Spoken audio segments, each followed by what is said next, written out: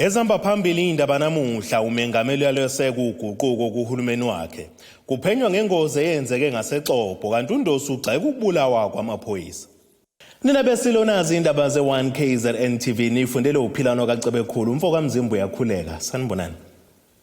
Umengameli wezwe uCyril Ramaphosa namhlanje ubephendula imibuzo evele emaqenjini aphikisayo kwiPhalamende likazwelonke eminya ehlanganisa ukuqokwa nokuxoshwa kongqongqoshe ubumbano lomphakathi ukuvikeleka kwalabo abangafuna ukugomela ukhuvethe neminye. Ephendula kumbuzo komkhuleko ohlengwe we-IFP malungana nokuqokwa nokukhishwa kongqongqoshe, umengameli Ramaphosa uthi kungumsebenzi wakhe njengomengameli ukwenza lokho, kodwa futhi ngaphambi kokuthi akaqokwe ongqongqoshe wenza ke inhlolokhono ubheka ukuthi umuntu oqokiwe usulungile leso sikhundla anikezwe sona. Umengameli wezwe uCyril Ramaphosa uphendula ke imibuzo evele emaqenjini aphikisayo ePhalamende likazwelonke namhlanje. Uma singambala ke imibuzo ebilindekeleke ukuthi umengameli ayiphendule indaba yokushintshashintsha kongqongqoshe, ubumbane emphakathini, yilabo abangafuna ukugomela ukhuvethe, udaba lemayini aseMarikanya neminye nje eminingi. Kuzokhumbulela ukuthi cishe ezinyangeni ezimbili ezedlule KwaZulu-Natal naseGoli kwaba nezigameko zokutatshwa kwempahla, kwaphindeka kwacekelwa phansi amabhizinisi nokugcineke sekuholela ekutheni endaweni yasePhoenix kube nezigameko lapho kubulawe khona abantu bebala elimnyama. Ngemuva kwalezi zigameko ungqongqoshe wamaphoyisa kuleli ubheka icele wabese ehambela kulezi indawo ebuza umbuzo ke wakhe uJohn Steenhuisen we-DA usoleke ucele njengomuntu obebhekise inzondo njengoba ke izigameko zasePhoenix wasola ke abomdabu waseNdiya njengabantu okuyibona ke abaphehli bodlame. I know for a fact that Minister Cele has visited the Phoenix area and the surrounding areas on a number of occasions. And I know for a fact that he has been engaging with community leaders, African community leaders, as well as Indian community leaders. And he has been engaging with all of them with a view of ensuring that the tensions that had erupted between the two communities are quietened down. And he has really done admirable work. And this work has also been taken forward, as I was saying, by Deputy Ministers Mafu, as well as Deputy Minister Jeffrey. They've been working in concert, and I'm not aware of any acts that Minister Cele has been involved in increasing or fanning rather the flames of tension or racial discord in the area. On the contrary, he is the one person who's been seeking to unite the two communities. Kusenjalo kumkhuleko ohlengwe weqembu le-AFP ubesebuza umengameli ngodaba lokushintshashintshwa kongqongqoshe. uRamaphosa uthi ke ukuqokwa kanye nokuxoshwa kongqongqoshe kungumsebenzi wakhe, futhi ke ngaphambi kokuthi abaqoke kuba nenhlolokhono ukubabheka ukuthi bawulungele yini lo msebenzi. Mr. President, in order to legitimize your decisions and to take the country into confidence, why haven't you explained succinctly every cabinet change that you have made vis-a-vis the contracts that you have signed? There are ministers who have been recycled or reshuffled 5 times and 9 times. This happens all over the world. The president is given that authority and that prerogative. The president alone exercises that authority. And in doing so, as we drafted our constitution, the nation invested confidence and trust in the president to be able to take the right decisions. And sometimes they may not be seen to be right by people, and of course, a whole debate will ensue around that. Uhulumeni wesifundazwe KwaZulu-Natal uthi sekuqalisa uphenyo ngengozi eyenzeke emgwaqweni R612 phakathi kweXOBHO naHayflat ogwini oseningizimu yeKwaZulu-Natal. Kule ngozi eyenzeke osukwini la izolo ibandakanya amaloli amabili, iveni kanye netekisi okungqubuzana eMahlanze. Kudleleke emhlabeni abantu abayi-11 endaweni yesigameko, oyedwa we-12 yena washonela esibhedlela. Isadumele imndeni abayishumi nambili abashone engozini eyenzeke emgwaqeni ophakathi kweXhopo neHighflat sebandakanya itekisi namaloli amabili kanye nezimoto ezimbili. Imbiko engakaqinisekiswa iveza ukuthi umshayeli wetekisi ubezama ukusika emgwaqeni ohamba izimoto ngokuphambana nokuthe esedlula wasithela kwiloli ebiza ngaphambili wazama ukuyivika iloli lakibela ngaphezulu kwetekisi abayishumi nanye bashonele endaweni yesigameko kwathi abayishagalombili bangeniswa esibhedlela emva kokulimala kanzima. Ekhuluma nemndeni eshonele ehholo lomphakathi eXhopo emva kokuhambela indawo yesigameko ukuyobeka izimbali uNdunankulu esifundazwe uSihlezi Kalala uzolane kakhulu nemndeni wathi bazoqinisa kakhulu ezokuphepha emgwaqeni. Sifisa ukuzwelana kakhulu nemndeni elahlekelwe izihlobo.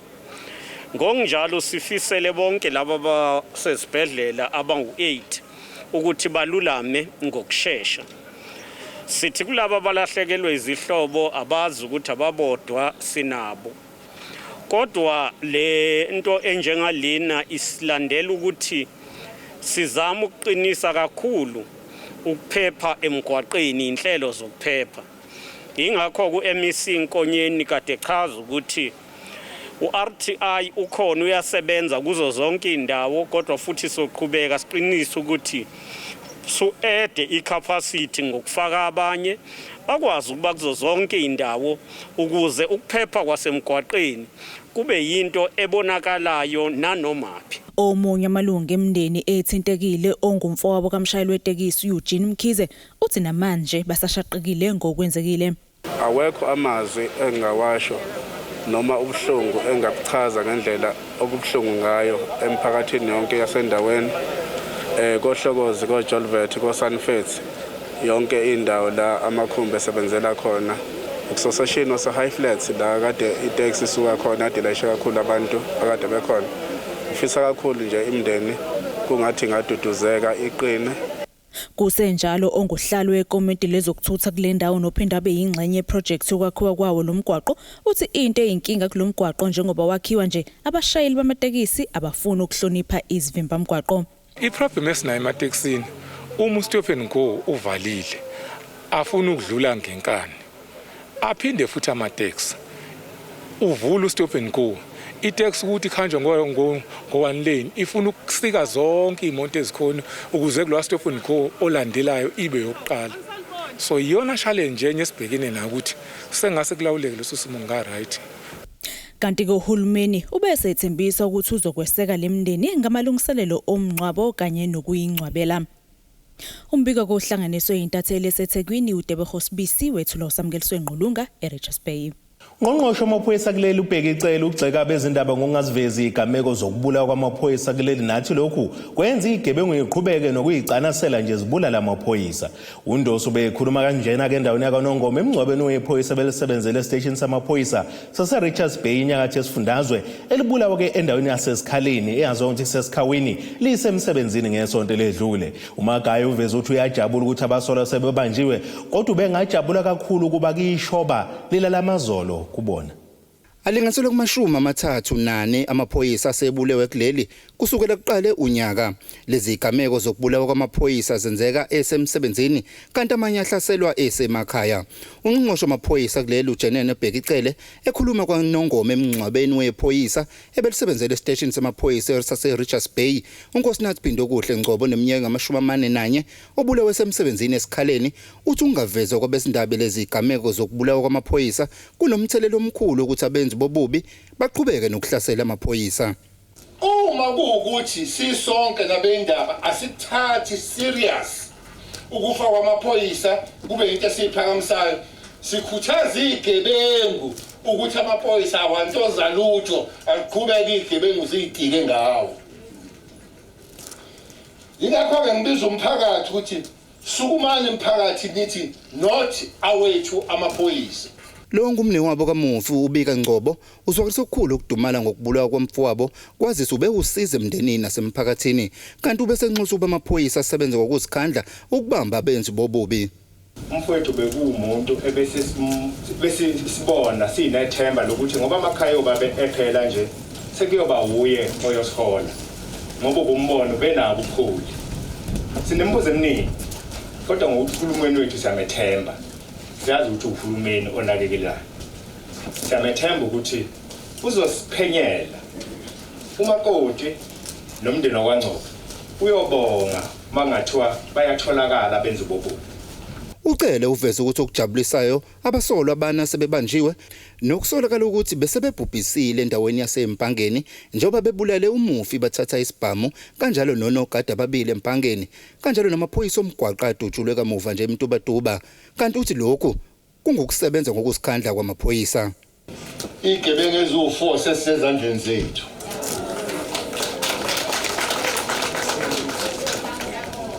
Lezi gebengu lezi besibhubhisa igebengu ebeyibhubhisa ezinye zazo ziphuma ejele ngalesi izinto ekuthiwa iparole. Siqale ngokubulala ama-security amabili lapha eMpangeni. Zawabulala, zawakhuthuza sifuna yibhamu. Zabulala uPholoba, zathatha isibhamu sikahulumeni. Zabulala amaphoyisa amabili omgwaqo. Road Traffic Inspectorate khona lapha zathatha ibhamu. Ucele uphinde waveza ukuthi nakube khona amaphoyisa angcolile kodwa akhona lawa asebenza ngokusikhandla kanti ubesedlulisa nomyalezo oshubile obhekise emaphoyiseni ukuthi makasebenze ngobuqotho asebenzele umphakathi. Umufi uNgcobo ushiya unkosikazi wakhe kanye nabantwana.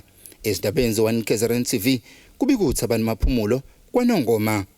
Ungqongqoshe omnyango wezempilo esifundazweni KwaZulu-Natal noMagugu Simelane Zulu uthi kuyintokozo enkulu ukuvula igumbi elisha labantu abaphethwe ngubhubhane iCovid-19 njengoba leli igumbi lizokwazi ukuba ke nembhede engama-84 ezolekelela ebhekaneni nalolu ukhuvethe. Ukusho lokho ngenkathi ke ekhuluma nethemba lezindaba esibhedlela UGUQUKO ogwini oseningizimu KwaZulu-Natal nalapho ephinde wavakashela osonhlala kahle abatetesi wesifazane izingane ezintathu zabafana okwagcina ukwenzeka eminyakeni eyishumi edlule kulesi sibhedlela.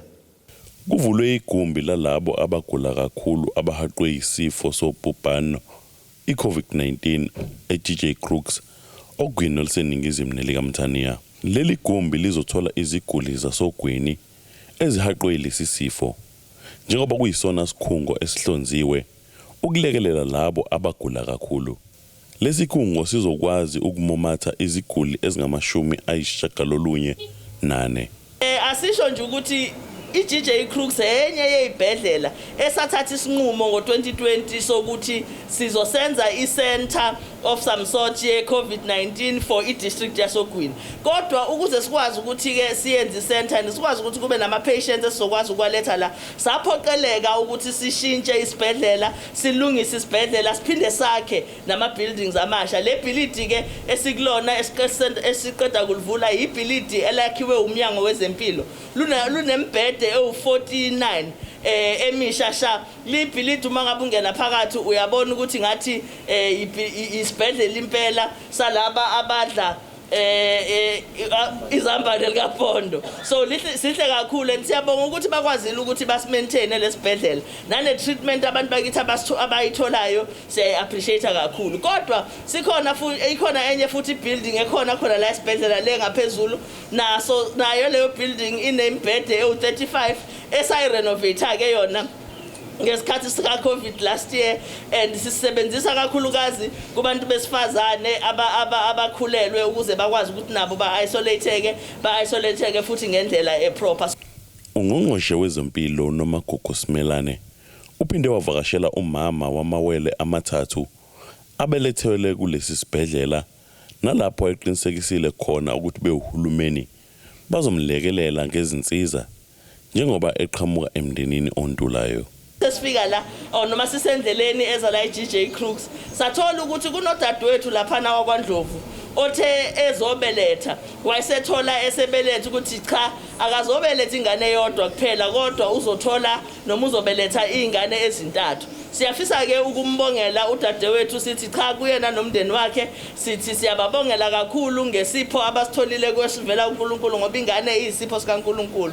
Siyazi ke kodwa ukuthi uma ngabe izimo ungazihlelele kuyaye kube khona amathize abakhona sivumelene ke nobuholi bendawo ukuthi cha sizokwazi ukuthi simsize udadewethu singenelele lapho esingakwazi ukuthi singenelele khona ukuze akwazi ukuthi asizakale naye aqhubekela ephambili. But siyafisa ukubonga ithimba lelo kuyilona elimtetisile udadewethu ngoba kuyabonakala ukuthi cha kona ufike sekunzima kakhulu ithimba labona ngalesikhathi selimtetisa ukuthi cha ingane ezintathu kwasekhathi beqala ke behlela so benze into akade bengayihlelele kodwa ingane zisafe ingane zihealthy awungeke usho nje ukuthi bekuyi emergency operation akade beyenza. So siyabonga kakhulu kulelo thimba sicabanga ukuthi umsebenzi abawenzile muhle kakhulu sibongele nomndeni wakaNdlovu ngezingane zawo.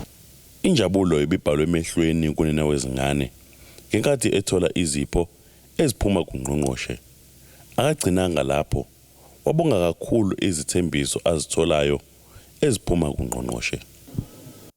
Ngiqale ngadideka ngiqale udokotela engitshela ukuthi izingane ezithu ngathi serious wathi serious semeqhubeka wayithola yesithathu wathi uzu3 yazi ngavele ngajab wabe ngakulindele ukuthi sengathola ingane eziningi kangaka. Umyalezo ngubhekisebona ngithi ngiyabonga kakhulu ngoba angazi bengizothatha ingihlanise nani ngoba nobaba wakhe akanamndeni.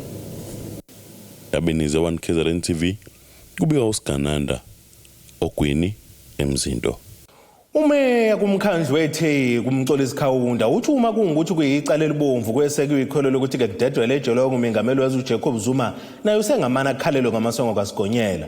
Umbimbi ukusho lokhu ngesikhathi ke ethula inkulumo yakhe emcimbini okuvula komgwaqo kaWard 41 kuzokhumbuleka ukuthi ke ngoNtulukazi kuwonakala unyaka kwasuka kuyibhelu kwacekelwa phansi kuyitolo emva kwembhikisho yaqala kade uZuma eyinikele ejele laseEscort.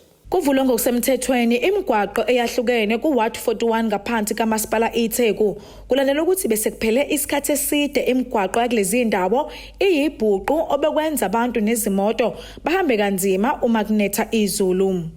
Ekhuluma namalungu omphakathi umeya weTheku umxolisi Khawunda uthi nakuba iTheku licekeleke phansi ngenxa yezibhelu zangoJuly kodwa bazoqinisekisa ukuthi intuthuko iya ngendlela efanele kubantu. UKhawunda uqhube wagxeka abaphehli bezibhelu kodwa wathi basamile ekutheni akadedelwe uZuma ejele okuyiyona into eyasusa lezi zibhelu. Akathithwe njengezakhamuzi zonke zala Ningizimu Afrika ulingana nabo bonke abanye abantu baseSouth Africa. Angabe khona umthetho obhekene naye.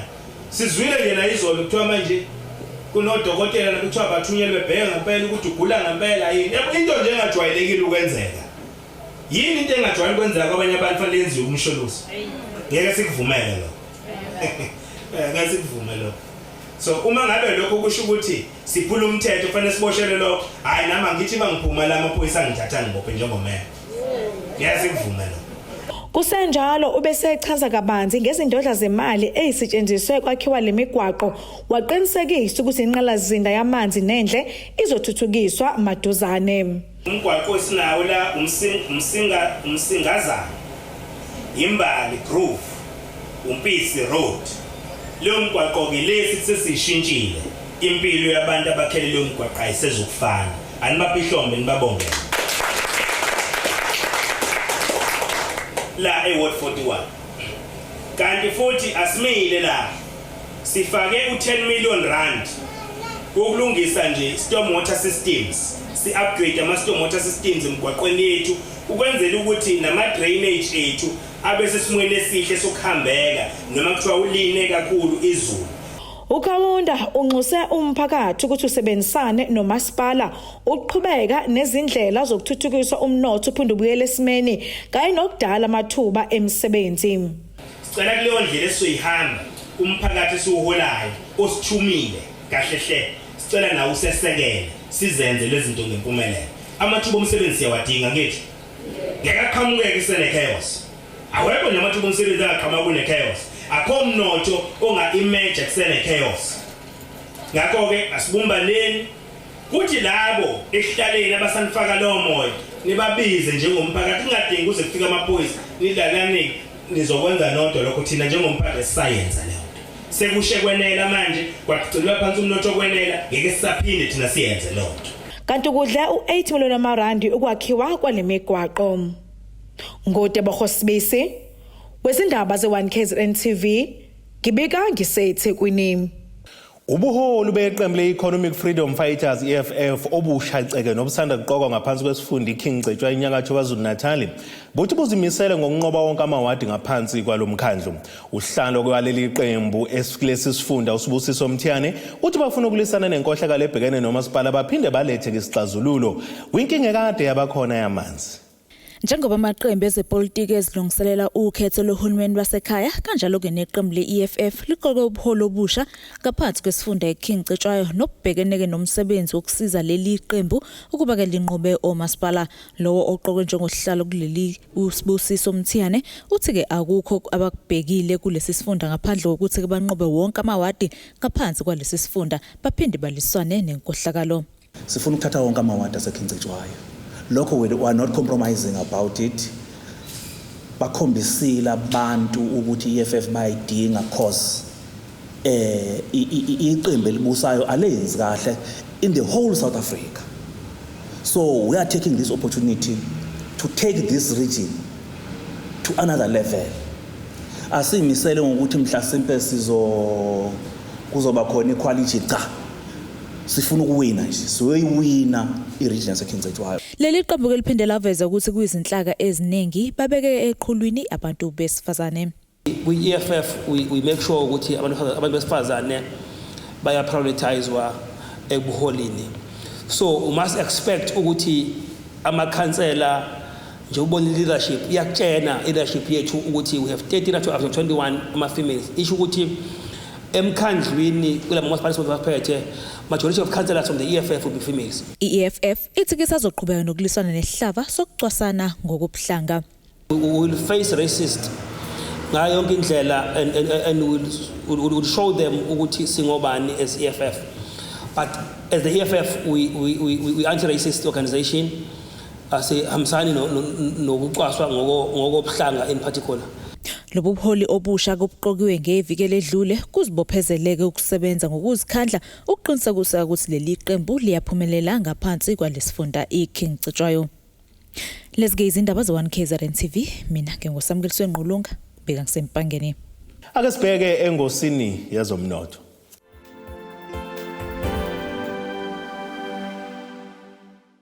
Iranda kuleli libiza u14.44 kuyidola laseMelika bengu19.98 kupondo waseBrithani bengu17.16 maqhathaniswa neeuro yase-Europe. Intengo yegolide $1,814.36 ounce ukuthi intengo olongahluziwe yona beku$73.03 umphongolo.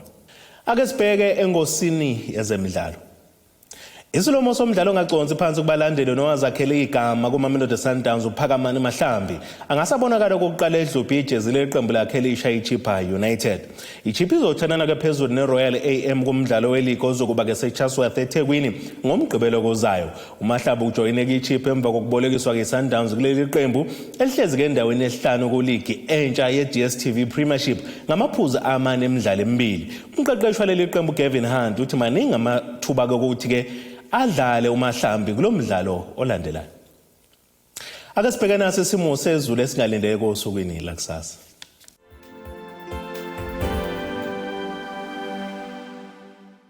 Izangoma zezulu mazisikaze ngamashobe enkokoni ishaphazi ngonobhadula zethempangene emadlazini ngamthetho alizobalela nje amazinga okushisa u16 kuya ku23 degrees eThekwini, 17 kuya ku23 eMgungundlovu, u12 kuya ku22 Olunde emashona kwaNongoma ehlalankosi, 18 kuya ku24 eXhobhe elimantete kohlokozi, 11 kuya ku20 degrees. Siphethe ngefilide Newcastle emadade nentshenteka ekhole ensona nasemondlo koshaphansi lekwahlathi, u12 kuya ku25 degrees.